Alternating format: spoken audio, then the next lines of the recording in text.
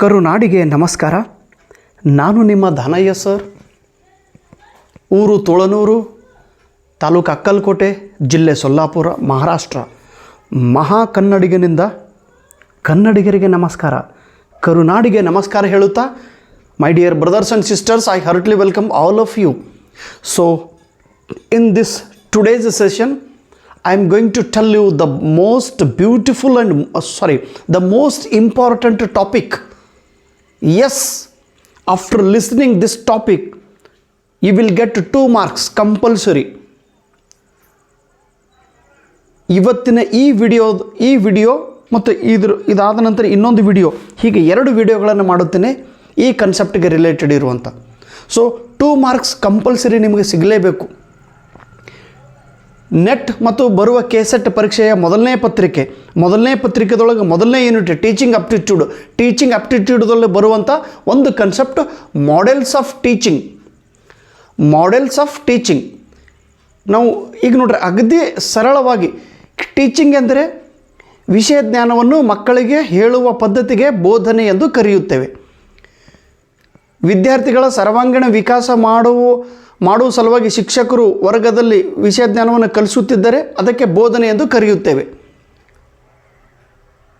ಶಿಕ್ಷಕರು ವಿದ್ಯಾರ್ಥಿಗಳಿಗೆ ವಿಷಯ ಜ್ಞಾನವನ್ನು ಹೇಳುತ್ತಾರೆ, ಮಾಹಿತಿಯನ್ನು ಹೇಳುತ್ತಾರೆ, ಕೌಶಲ್ಯವನ್ನು ಕಲಿಸುತ್ತಾರೆ. ವಿದ್ಯಾರ್ಥಿಗಳ ಒಂದು ಸರ್ವಾಂಗೀಣ ಬೆಳವಣಿಗೆ ಸಲುವಾಗಿ ಕೃತಿಯನ್ನು ಮಾಡುತ್ತಿರೋ ಇದಕ್ಕೆ ನಾವು ಟೀಚಿಂಗ್ ಅಂತೇಳಿ ಕರಿತೀವಿ. ಆದರೆ ಮಾಡೆಲ್ ಎಂದರೆ ಏನು? ಮಾಡೆಲದ ಡೆಫಿನೇಷನ್ ಯಾವುದು? ಮಾಡೆಲದ ವೈಶಿಷ್ಟ್ಯಗಳು ಏನು? ಮಾಡೆಲದ ಫಂಕ್ಷನ್ಸ್ಗಳು ಯಾವುವು? ಮಾಡೆಲದಲ್ಲಿ ಬರುವಂಥ ಪ್ರಕಾರಗಳು ಯಾವುವು? Models of teaching. ಈಗ ಅಗದಿ ಮಾಡೆಲ್ ಅಂದ್ರೆ ಏನು? ಮಾಡೆಲ್ ಈಗ ನಾವು ಸರ್ವಸಾಮಾನ್ಯದೊಳಗೆ ನಾವು ಕರಿತೀವಲ್ಲ, ಏನ್ರಿ ಈಗ ಒಂದು ಹೊಸ ಕಾರ್ ಬಂದೈತೆ ನೋಡ್ರಿ ಸರ್, ಇದು ಹೊಸ ಮಾಡೆಲ್ ಅದ್ರಿ ಸರ್, ಹಳೆ ಮಾಡೆಲ್ ಬೇರೆ ಇದ್ದೀವಿ ರೀ ಸರ್. ಹಳೆ ಮಾಡೆಲ್ ಏನ್ರಿ, ಈಗಿನ ಮಾಡೆಲ್ ಚೇಂಜ್ ಅದಾವ್ರಿ ಸರ್. ಈಗ ಮೊಬೈಲ್ ಒಳಗೂ ಮಾಡೆಲ್ ಚೇಂಜ್ ಆಗ್ಯಾವ ನೋಡ್ರಿ ಸರ್. ಅಥವಾ ಸೈಕಲ್ ಒಳಗೆ ಮೊದಲಿನ ಸೈಕಲ್ ಬೇರೆ ರೀ, ಈ ಕಡೆ ಅಂತೂ ಭಾಳ ಹೊಸ ಮಾಡೆಲ್ ಒಳಗೆ ಸೈಕಲ್ಗಳು ಅದಾವ ನೋಡ್ರಿ ಸರ್. ಅಥವಾ 2 ವೀಲರ್ ನೋಡ್ರಿ ಸರ್, ಮೊದಲಿನ 2 ವೀಲರೇ ಬೇರೆ ಇದ್ದು ರೀ, ಹಿಂದೆ ಸೀಟೇ ಇರ್ತಿದ್ದಿಲ್ಲ ರೀ. ಈಗ ಭಾರಿ ಸೀಟ್ ಅದಾವೆ ನೋಡ್ರಿ, ಮುಂದೊಬ್ರು ಅದರ, ಹಿಂದೆ ಒಂದು ಸ್ವಲ್ಪ ಹಿಂಗೆ ಎತ್ತರ ಸೀಟ್ ಅದ ನೋಡ್ರಿ, ಇಲ್ಲಿ ಮ್ಯಾಲೆ ಕೂತ್ರೆ ಹಾಗೆ ಟ್ರಂಕಿಂಗ್ ಹಚ್ಚಿ ಹಿಡಿಬೇಕು ಅನ್ನಂಗೆ ಹಿಂಗೆ ಮಾಡೆಲ್ ಡಿಸೈನ್ ನೋಡ್ರಿ, ಹೆಂಗೆ ಡಿಸೈನ್ ಮಾಡ್ಯಾರ ನೋಡ್ರಿ ಗಾಡಿದು. ಡಿಸೈನ್ ಮಾಡೆಲ್ ಅಂದರೆ ಡಿಸೈನ್ ಅಂತೇವೆ. ಅದರ ಆಕೃತಿ, ಅದರದ್ದು ನಕ್ಷೆ, ಅದರದ್ದು ಚಿತ್ರ, ಅದರದ್ದು ಸ್ಟ್ರಕ್ಚರ್, ಅದರದ್ದು ಪ್ಯಾಟರ್ನ್ ಅಂತೇಳಿ ಕರಿತೀವಿ. ಮಾಡೆಲ್ ಚೇಂಜ್ ಆಗ್ತಿರ್ತಾವೆ. ಪ್ರತಿ ಸಲ ಒಂದೇ ಮಾಡೆಲ್ದೊಳಗೆ ಇರುವುದಿಲ್ಲ. ಅದರ ಫಂಕ್ಷನ್ ಮಾತ್ರ ಒಂದೇ. ಅದು ಕೆಲಸ ಏನು ಮಾಡೋದು ಅದೇ ಕೆಲಸ ಮಾಡ್ತಿರ್ತಾರೆ. ಈಗ ನೋಡ್ರಿ, ಸೈಕಲ್ದು ಫಂಕ್ಷನ್ ಏನು ರೀ? ಸೈಕಲ್ ಫಂಕ್ಷನ್ ಏನು? ಒಂದು ಸ್ಥಳದಿಂದ ಇನ್ನೊಂದು ಸ್ಥಳಕ್ಕೆ ಹೋಗೋದು. ಆದ್ರೆ ಸೈಕಲ್ ಒಳಗೆ ಈಗ ಮುಂದಿನ ಚಾಕ ದಪ್ಪ ಇದ್ದಿದ್ದು, ಈಗ ಚಾಕುಗಳದಾವೆ ಇಷ್ಟಿಷ್ಟು ದಪ್ಪ ಅದಾವ್ರಿ, ಹಿಂದಿನ ಚಾಕ ಮುಂದಿನ ಚಾಕ. ಅಥವಾ ಬ್ರೇಕ್ ತಂತಾನೆ ಆಟೋಮೆಟಿಕ್ ಗೇರ್ದೊಳಗೆ ಇರುವಂಥ ಬ್ರೇಕ್ಗಳದಾವೆ. ಸೈಕಲ್ದೊಳಗೆ ಚೇಂಜಸ್, ಮಾಡೆಲ್ ಚೇಂಜ್ ಅದು.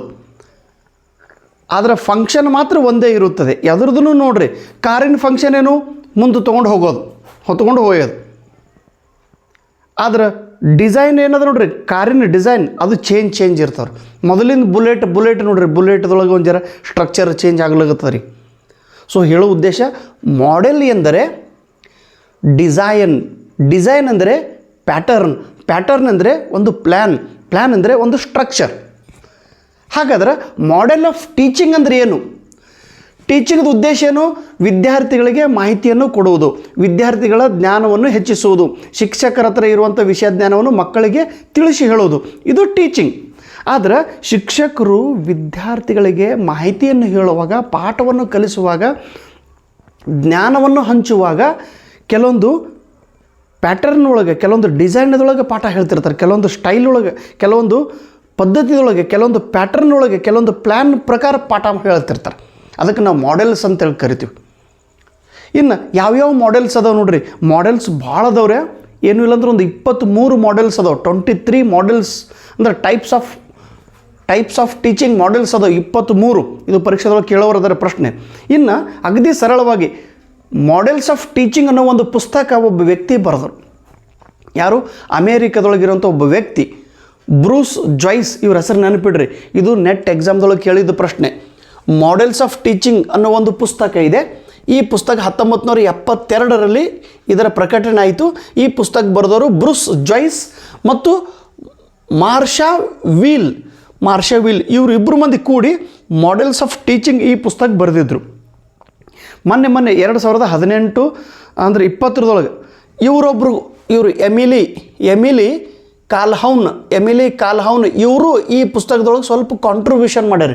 ಈ ಪುಸ್ತಕದೊಳಗೆ ಇವ್ರದ್ದು ಕೆಲವೊಂದು ವಿಚಾರಗಳನ್ನು ಹೇಳಿ ಇವರು ಈ ಬುಕ್ಕದ ಲೇಖಕರಾಗ್ಯಾರ. ಇದು CTET ಎಕ್ಸಾಮ್ದೊಳಗೂ ಪ್ರಶ್ನೆ ಕೇಳಿದ್ರು, ಕರ್ನಾಟಕ TETದೊಳಗೂ ಪ್ರಶ್ನೆ ಕೇಳಿದ್ರು, ಮತ್ತು ನೆಟ್ದೊಳಗೂ ಎಕ್ಸಾಮ್ದೊಳಗೆ ಪ್ರಶ್ನೆ ಕೇಳಿದ್ರು, ಆಮೇಲೆ ಅಲ್ಲಿ ಅಸ್ಸಾಮದೊಳಗೂ ಇದು ಪ್ರಶ್ನೆ ಕೇಳಿದರು. ಮಾಡೆಲ್ಸ್ ಆಫ್ ಟೀಚಿಂಗ್ ಈ ಪುಸ್ತಕ ಬರೆದಂಥ ಲೇಖಕರು ಯಾರು? 3 ಜನ ಅದರ. ಮೊದಲಿಗಂತೂ ಇವರು ಬ್ರೂಸ್ ಜಾಯ್ಸ್, ಆಮೇಲೆ ಮಾರ್ಷಾ ವೀಲ್ ಮತ್ತು ಎಮಿಲಿ ಕಾಲ್ಹೌನ್. ಇವ್ರ ಹೆಸರು ನೆನಪಿನಾಗಿ ಇಡ್ರಿ. ಈಗ ಮಾಡೆಲ್ಸ್ ಆಫ್ ಟೀಚಿಂಗ್ದ ತಂದೆ ಯಾರು? Who is the father of models of teaching? Bruce joys ಇವರಿಗೆ ಮಾಡೆಲ್ಸ್ ಆಫ್ ಟೀಚಿಂಗ್ದ ತಂದೆ ಎಂದು ಕರೆಯುತ್ತಾರೆ. ಇದ್ರದೊಳಗೆ ವಿದ್ಯಾರ್ಥಿಗಳಿಗೆ ಶಿಕ್ಷಕರು ಹೇಗೆ ಕಲಿಸಬೇಕು ಎಂಬುವ ಒಂದು ಮಾಡೆಲ್ಸನ್ನು ಹೇಳಿದ್ದಾರೆ. ಮತ್ತು ಇದೇ ಪುಸ್ತಕದಲ್ಲಿ ವಿದ್ಯಾರ್ಥಿಗಳು ಹೇಗೆ ಕಲಿಯಬೇಕು, ಹೇಗೆ ಕಲಿಯುತ್ತಾರೆ ಅನ್ನುವ ಮಾಡೆಲ್ಸ್ ಆಫ್ ಲರ್ನಿಂಗ್ ಕೂಡ ಹೇಳಿದ್ದಾರೆ. ಮಾಡೆಲ್ಸ್ ಆಫ್ ಲರ್ನಿಂಗ್, ವಿದ್ಯಾರ್ಥಿಗಳು ಹೇಗೆ ಕಲಿಯುತ್ತಾರೆ ಅದರ ಸಹ ಮಾಡೆಲ್ ಇದೇ ಬುಕ್ದೊಳಗೆ ಹೇಳಿದ್ದಾರೆ. ಟೀಚಿಂಗ್ ಮಾಡೆಲ್ ಮತ್ತು ಲರ್ನಿಂಗ್ ಮಾಡೆಲ್. ಓಕೆ, ಇನ್ನು ಹಾಗಾದ್ರೆ ಮಾಡೆಲ್ ಅಂದರೆ ಡಿಸೈನ್ ಅಂತೇಳಿ ಕರಿತೀವಿ. ಇದಕ್ಕೆ ನಾವು ಪ್ಯಾಟರ್ನ್ ಅಂತೇಳಿ ಕೂರುತ್ತೀವಿ, ಪ್ಲ್ಯಾನ್ ಅಂತೇಳಿ ಕರಿತೀವಿ. ಈ ಬುಕ್ದೊಳಗೆ ಏನು ಹೇಳಿದ್ರು? ಹೇಳ್ಯಾರ ನೋಡ್ರಿ. ಇದ್ರದ್ದು ಇಂಪಾರ್ಟೆನ್ಸ್ ಏನು? ಈ ಬುಕ್ದೊಳಗೆ the use of group learning, ವಿದ್ಯಾರ್ಥಿಗಳು ಗ್ರೂಪ್ನಿಂದ ಅಂದರೆ ಸಮೂಹವಾಗಿ ವಿದ್ಯಾರ್ಥಿಗಳು ಹೇಗೆ ಕಲಿಯುತ್ತಾರೆ, ಗ್ರೂಪ್ ಲರ್ನಿಂಗ್. ಆಮೇಲೆ ರೋಲ್ ಪ್ಲೇಯಿಂಗ್, ಶಿಕ್ಷಕರು ಒಂದು ಇತಿಹಾಸದೊಳಗೆ ಬರುವಂಥ ಒಂದೊಂದು ಘಟನೆಯ ಸ್ವತಃ ಪಾತ್ರ ತೊಗೊಂಡು ಪಾಠ ಮಾಡ್ತಿರ್ತಾರೆ. Role playing. ಈಗ ನಾನು ಡಾಕ್ಟರ್ ಆಗಿ ಒಂದು ಡಾಕ್ಟರ್ನ ರೋಲ್ ಇಲ್ಲಿ ನಾನು ಪ್ಲೇ ಮಾಡುತ್ತೇನೆ, ಕಂಡಕ್ಟರ್ನ ರೋಲ್ ಪ್ಲೇ ಮಾಡುತ್ತೇನೆ, ಟೀಚರ್ದ ರೋಲ್ ಪ್ಲೇ ಮಾಡುತ್ತೇನೆ, ಅಥವಾ ರಾಜಕಾರಣಿಯ ಒಂದು ರೋಲ್ ನಾನು ಪ್ಲೇ ಮಾಡುತ್ತೇನೆ. ಅವ್ರ ಹಾಗೆ ನಾನು ಪಾತ್ರ ಧರಿಸಿ ಅದೇ ರೀತಿಯಾಗಿ ನಾನು ಇಲ್ಲಿ ಆ್ಯಕ್ಟ್ ಮಾಡುತ್ತೇನೆ. Role playing method, group learning activity. ಆಮೇಲೆ ಸಿನೆಕ್ಟಿಕ್ ಅಂದರೆ ಪ್ರಾಬ್ಲಮ್ ಸಾಲ್ವಿಂಗ್ ಮೆಥಡ್. ಒಂದು ಸಮಸ್ಯೆ ಇತ್ತಂದ್ರೆ ಆ ಸಮಸ್ಯೆನ ಹೇಗೆ ಬಗೆಹರಿಸಬೇಕು, ಹೇಗೆ ಸಾಲ್ವ್ ಮಾಡಬೇಕು ಅನ್ನುವ ಒಂದು ಮೆಥಡಿಗೆ ಸಿನೆಕ್ಟಿಕ್ಸ್ ಎಂದು ಕರೆಯುತ್ತೇವೆ. ಇದನ್ನು ಕಂಡು ಹಿಡಿದವರು ಜಾರ್ಜ್ ಪ್ರಿನ್ಸ್ ಅನ್ನುವಂಥ ವ್ಯಕ್ತಿ. ಇದನ್ನು ಪ್ರಶ್ನೆ ಕೇಳಿದ್ರು ನೋಡ್ರಿ. What is the meaning of synectic ಅಂದರೆ ಪ್ರಾಬ್ಲಮ್ ಸಾಲ್ವಿಂಗ್ ಮೆಥಡ್, ಸಮಸ್ಯೆಯನ್ನು ಬಗೆಹರಿಸುವ ಪದ್ಧತಿ. ಮತ್ತು ಅದರ್ ಟೀಚಿಂಗ್ ಟೆಕ್ನಿಕ್, ಬೇರೆ ಟೀಚಿಂಗ್ ಟೆಕ್ನಿಕ್ಗಳನ್ನು ಹೇಗೆ ಉಪಯೋಗ ಮಾಡಿಕೊಳ್ಳಬೇಕು ಎಂಬುದನ್ನು ಮಾಡೆಲ್ಸ್ ಆಫ್ ಟೀಚಿಂಗ್ ಈ ಪುಸ್ತಕದಲ್ಲಿ ಹೇಳಿದ್ದಾರೆ. ಮತ್ತು ಇದೊಂದು ಪ್ರಶ್ನೆ ಕೇಳಿದ್ರು, what is the definition of models of teaching? Models of ಟೀಚಿಂಗ್ದ ವ್ಯಾಖ್ಯೆ ಯಾವುದು? ವ್ಯಾಖ್ಯೆ ಹೇಳಿದವರು ಇಬ್ಬರು ಮಂದಿ ಅದರ. ಇವರು Bruce Joyce and Marsha Weil, ಇವರಿಬ್ಬರು ಮಂದಿ ಕೂಡಿ ಏನು ಹೇಳ್ತಾರೆ ನೋಡ್ರಿ. ಇಲ್ಲಿ ಇದು ಡೆಫಿನೇಷನ್ ಹೇಳಿದವರು. ಇವಳು ಹೇಳಿಲ್ಲ, ಎಮಿಲಿ ಹೇಳಿಲ್ಲ, ಇವರಿಬ್ಬರೇ ಮಂದಿ ಕೂಡಿ ಹೇಳ್ಯಾರ ಇದ್ರ ಡೆಫಿನೇಷನ್. ಏನು ಹೇಳ್ತಾರೆ ಇದರೊಳಗೆ? The teaching model is a pattern or a plan which can be used to shape a curriculum. Models of teaching ಅಂದರೆ ಏನು? ವಿದ್ಯಾರ್ಥಿಗಳಿಗೆ ನಾವು ಯಾವ ಪಾಠವನ್ನು ಹೇಳುತ್ತೇವೆ ಆ ಸಿಲೆಬಸನ್ನು ತಯಾರು ಮಾಡೋದು. ಎಷ್ಟು ಪಾಠ ಹೇಳೋದು, ಹೇಗೆ ಪಾಠ ಹೇಳೋದೈತಿ, ಆ ಸಿಲೆಬಸನ್ನು ಕ್ರಿಯೇಟ್ ಮಾಡೋದು, ಆ ಕಂಟೆಂಟನ್ನು ಕ್ರಿಯೇಟ್ ಮಾಡೋದು, ಆ ಕರಿಕ್ಯುಲಮನ್ನು ತಯಾರು ಮಾಡುವುದು. ಕರಿಕ್ಯುಲಮ್ಗೆ ಆಕಾರ ಕೊಡುವ ಕೆಲಸ ಮಾಡೆಲ್ಸ್ ಆಫ್ ಟೀಚಿಂಗ್ ಮಾಡುತ್ತದೆ. ಒಂದನೇದು. ಎರಡನೇದು, to select and design the instructional material. ವಿದ್ಯಾರ್ಥಿಗಳಿಗೆ ಇನ್ಸ್ಟ್ರಕ್ಷನ್ ಮಟೀರಿಯಲ್ ಅಂದರೆ ಬುಕ್ ಆಗಲಿ, ಟೆಕ್ಸ್ಟ್ ಬುಕ್ ಆಗಲಿ, ನೋಟ್ಬುಕ್ ಆಗಲಿ, ಅಥವಾ ಇನ್ಸ್ಟ್ರಕ್ಷನ್ ಮಟೀರಿಯಲ್ ಗೈಡ್ಸ್ ಆಗಲಿ, ಅಥವಾ ಇನ್ಸ್ಟ್ರಕ್ಷನ್ ಮಟೀರಿಯಲ್ ಒಳಗೆ ನಾವು ಸೂಚನೆಯನ್ನು ಹೇಗೆ ಕೊಡುತ್ತೇವೆ, ಟೀಚಿಂಗ್ ಏಡ್ಸ್ ಆಗಲಿ. ವಿದ್ಯಾರ್ಥಿಗಳು ಹೇಗೆ ಕಲಿಯುತ್ತಾರೆ, ಬುಕ್ಗಳಿಂದ ವಿದ್ಯಾರ್ಥಿಗಳು ಓದಿ ಕಲಿಯುತ್ತಾರೆ. ಈ ಇನ್ಸ್ಟ್ರಕ್ಷನಲ್ ಮಟೀರಿಯಲನ್ನು ಹೇಗೆ ಸೆಲೆಕ್ಟ್ ಮಾಡೋದು? ಈಗ ನೋಡ್ರಿ, ವಿದ್ಯಾರ್ಥಿಗಳು ಯಾರದಾರೆ, ಎಷ್ಟನೇ ಕ್ಲಾಸು ವಿದ್ಯಾರ್ಥಿಗಳು ಯಾವ ವಿಷಯ ನಾವು ಕಲಿಸೋರಿದ್ದೇವೆ ಅದ್ರ ಪ್ರಕಾರನೇ ಈ ಮಾಡೆಲ್ಸನ್ನು ಉಪಯೋಗ ಮಾಡಬೇಕಾಗ್ತದೆ. ಮಾಡೆಲ್ಸ್ ಅಂದರೆ ಏನು? ಕರಿಕ್ಯುಲಮನ್ನು ತಯಾರು ಮಾಡೋದು, ಇನ್ಸ್ಟ್ರಕ್ಷನಲ್ ಮಟೀರಿಯಲನ್ನು ಆಯ್ಕೆ ಮಾಡೋದು, ಆಮೇಲೆ ಟು ಗೈಡ್ ದ ಇನ್ಸ್ಟ್ರಕ್ಷನ್ ಇನ್ನು ಕ್ಲಾಸ್ ರೂಮ್ದೊಳಗೆ ಶಿಕ್ಷಕರು ಯಾವ ರೀತಿ ಪಾಠ ಮಾಡಬೇಕು, ಯಾವ ರೀತಿ ಸೂಚನೆಯನ್ನು ಮಕ್ಕಳಿಗೆ ಕೊಡಬೇಕು, ಯಾವ ಪದ್ಧತಿದೊಳಗೆ ಮಕ್ಕಳಿಗೆ ಪಾಠವನ್ನು ಮಾಡಬೇಕು ಅನ್ನುವ ಒಂದು ಮಾಹಿತಿ ಈ ಮಾಡೆಲ್ಸ್ ಹೇಳುತ್ತದೆ. And other settings. ಅಗದಿ ಸಿಂಪಲ್, ಈಗ ನೋಡಿ ಭಾಳ ಸರಳವಾಗಿ ಹೇಳ್ತೀನಿ. ಮಾಡೆಲ್ಸ್ ಆಫ್ ಟೀಚಿಂಗ್ ಎಂದರೆ ಏನು? ಶಿಕ್ಷಕರು ಮಕ್ಕಳಿಗೆ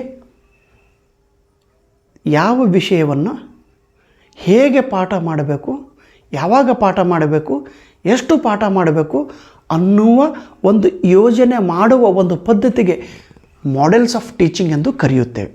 ಇಲ್ಲಿ 3 ಕೆಲಸ. ಒಂದು, ಕರಿಕ್ಯುಲಮ್, ಸಿಲೆಬಸ್ ಯಾವುದು ಸಿಲೆಬಸ್ ಕಲಿಸಬೇಕು, ಇನ್ಸ್ಟ್ರಕ್ಷನಲ್ ಮೆಟೀರಿಯಲ್ ಯಾವ ಬುಕ್ಕನ್ನು ನಾವು ಯೂಸ್ ಮಾಡಬೇಕು, ಆಮೇಲೆ ಶಿಕ್ಷಕರು ಹೇಗೆ ಕಲಿಸಬೇಕು ಅನ್ನುವ ಈ 3 ಕೆಲಸ ಈ ಮಾಡೆಲ್ಸ್ ಆಫ್ ಟೀಚಿಂಗ್ ಮಾಡುತ್ತದೆ.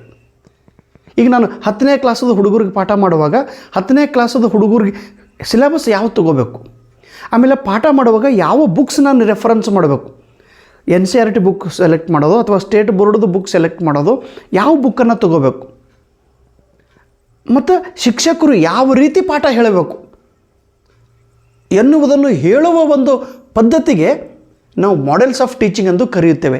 ಇದು ಪಾಠ ಹೇಳುವ ಒಂದು ಪದ್ಧತಿ, ಪಾಠ ಹೇಳುವ ಒಂದು ರಚನೆ, ಪಾಠ ಹೇಳುವ ಒಂದು ಯೋಜನೆ, ಪಾಠ ಹೇಳುವ ಒಂದು ಪ್ಯಾಟರ್ನ್, ಪಾಠ ಹೇಳುವ ಒಂದು ಡಿಸೈನ್, ಪಾಠ ಹೇಳುವ ಒಂದು ಸ್ಟ್ರಕ್ಚರ್ಗೆ ನಾವು ಮಾಡೆಲ್ಸ್ ಆಫ್ ಟೀಚಿಂಗ್ ಎಂದು ಕರೆಯುತ್ತೇವೆ. ಇನ್ನು ಇದು ಅಂತೂ ಪಕ್ಕ ನೆನಪಿನಾಗಿಡ್ರಿ, ಇದು ಡೆಫಿನೇಷನ್ ನೋಟ್ಬುಕ್ದು ಬರೀರಿ. ಇನ್ನು ಏನೇನು ಬರೆದೀನಿ ಇದೆಲ್ಲ ಬೋರ್ಡ್ ಮೇಲೆ ಬರೆದಿದ್ದು ಪ್ರತಿಯೊಂದು ಪಾಯಿಂಟ್ ನಿಮ್ಮ ನೋಟ್ಬುಕ್ದೊಳಗಿರಬೇಕು. ಆಮೇಲೆ elements of models of teaching. Models of ಟೀಚಿಂಗ್ದೊಳಗೆ ಎಷ್ಟು ಎಲಿಮೆಂಟ್ಸ್ಗಳು ಬರುತ್ತವೆ, ಎಷ್ಟು ಕಾಂಪೋನೆಂಟ್ಸ್ಗಳು ಬರುತ್ತವೆ, ಎಷ್ಟು ಭಾಗಗಳು ಬರುತ್ತವೆ? 5 ಭಾಗಗಳು. 5 ಭಾಗಗಳಿವೆ.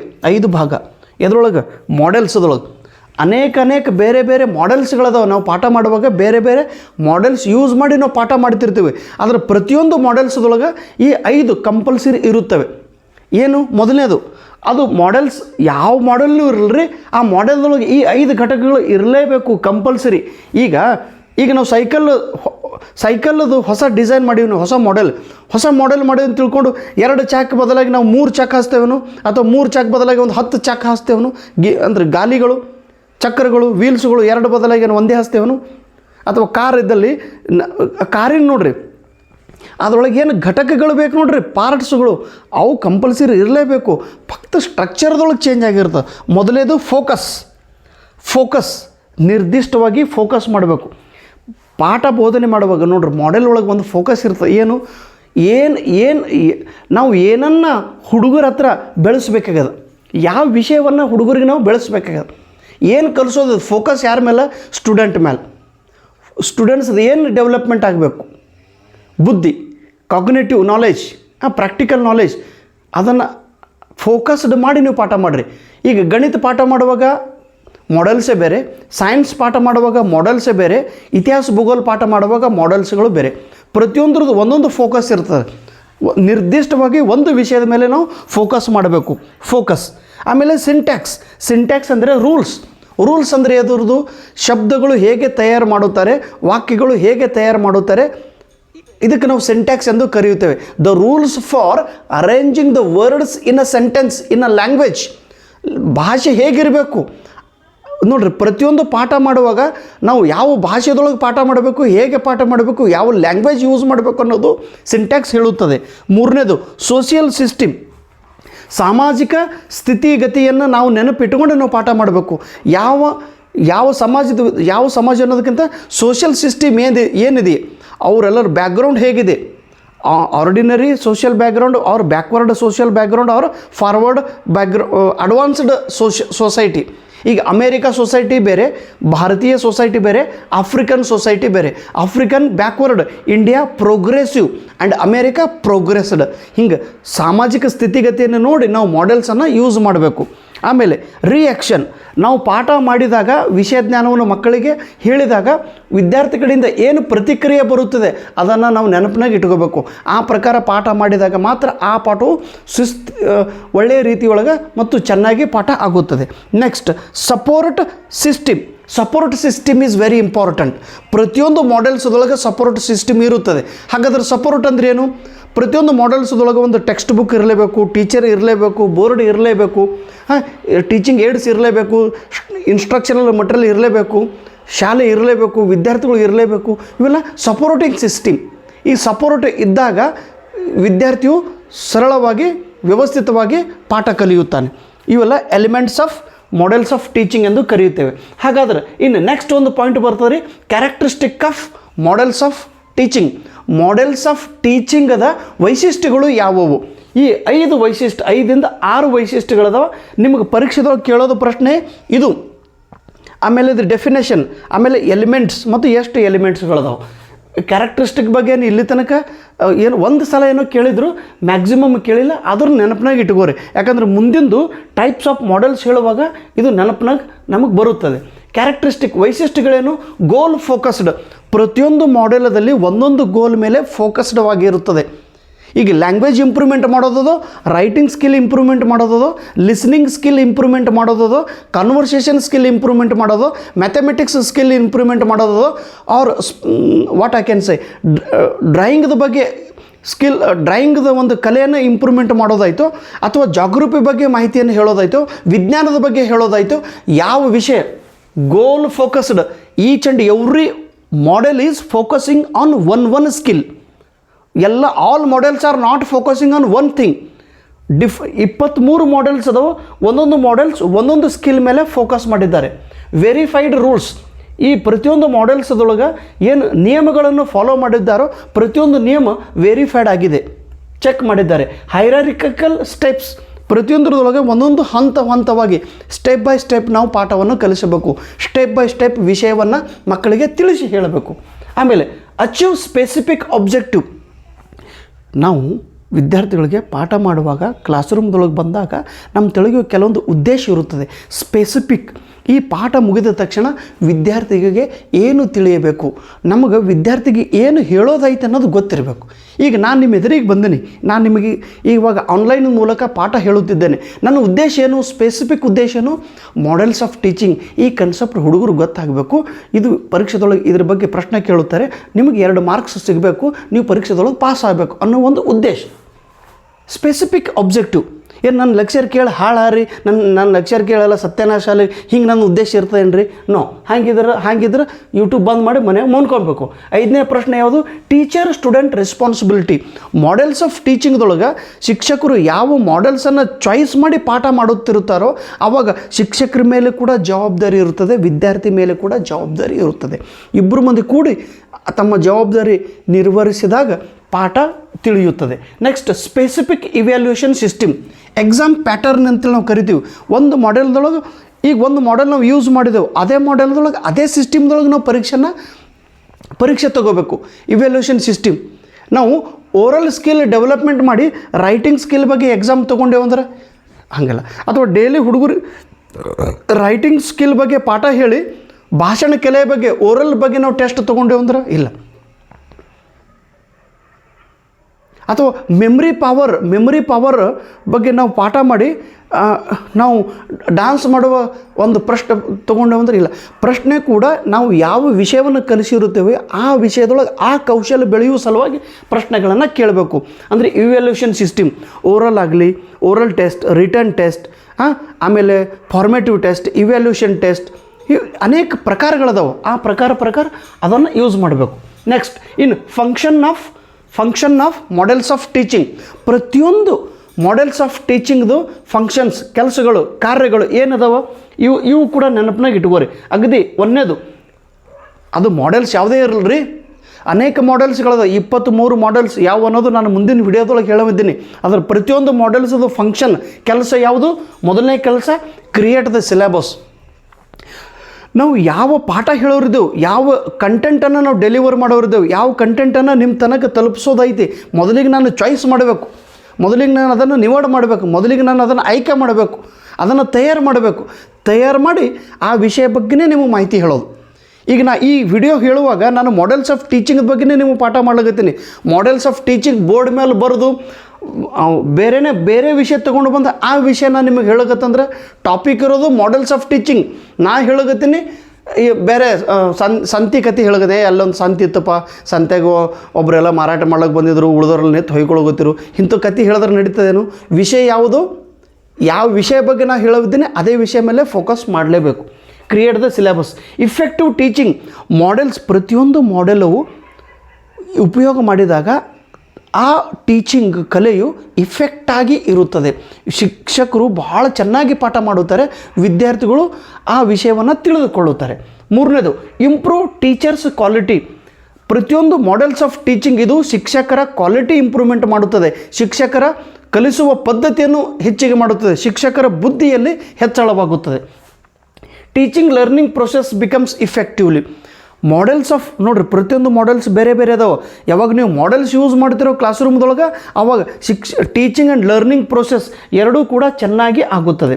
ನೆಕ್ಸ್ಟ್ 5ನೇದು, ಡೆವಲಪ್ ಇನ್ಸ್ಟ್ರಕ್ಷನಲ್ ಮಟೀರಿಯಲ್.